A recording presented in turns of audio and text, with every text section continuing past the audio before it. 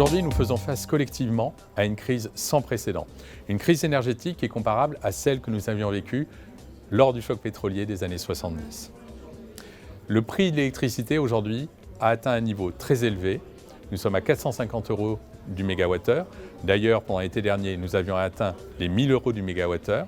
Pour une raison simple, c'est que le prix de l'électricité est indexé sur le prix du gaz. Or, le prix du gaz s'est envolé compte tenu du conflit russo-ukrainien qui a créé de fait une raréfaction de la molécule de gaz sur le marché européen. Face à cette situation, bien entendu, nous accompagnons nos clients et j'ai plus de 600 personnes en Auvergne-Rhône-Alpes, donc ancrées sur le territoire pour faire en sorte d'accompagner aussi bien les clients particuliers que les clients entreprises.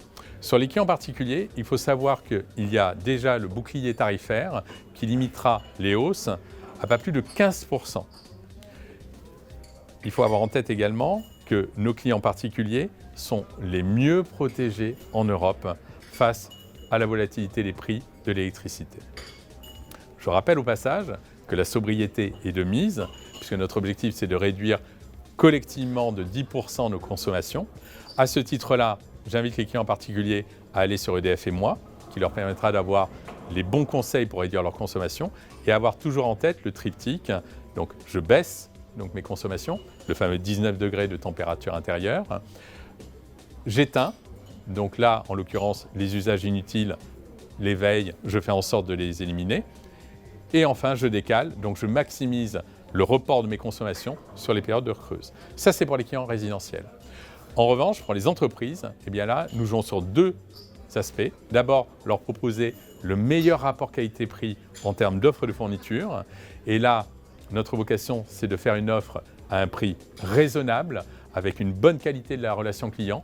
Je rappelle que tous nos conseillers sont en France métropolitaine et ont l'expérience de pouvoir répondre à toutes les situations contractuelles. Et le deuxième axe, c'est de pouvoir jouer sur le mieux consommer.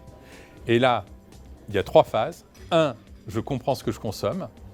2, une fois qu'on a compris comment on consommait, on va identifier les gisements d'économie, donc pour faire en sorte de pouvoir conseiller le client via un coaching énergie pour faire des économies d'énergie.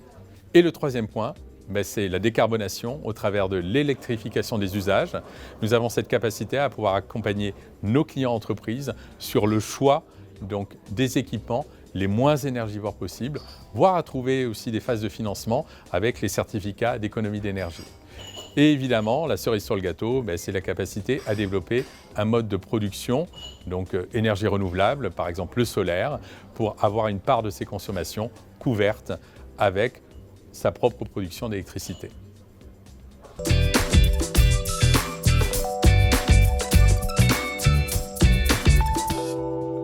D'abord, les remercier pour leur accueil. Moi, j'ai été ravi de pouvoir avoir des interactions avec les oursons et les oursonnes.